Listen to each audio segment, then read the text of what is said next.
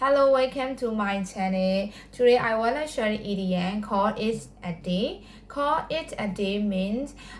start working or doing something. Okay, call it a day idiom လေးရဲ့အဓိပ္ပာယ်ကတခုခုကိုလုပ်တာကိုရပ်လိုက်မယ်ဆိုတဲ့အဓိပ္ပာယ်လေးပေါ့နော် Okay, example sentence. After working all day, I decided to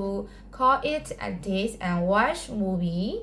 Okay, တနေ့လုံးငါအလုပ်လုပ်ပြီးတဲ့နောက်မှာတော့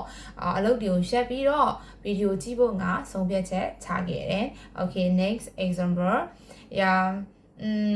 We have done at this project for hours. Let's call it a date and continues tomorrow.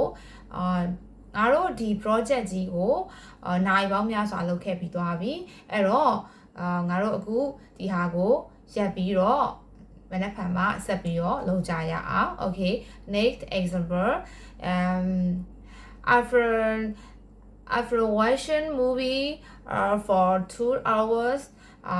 I decided to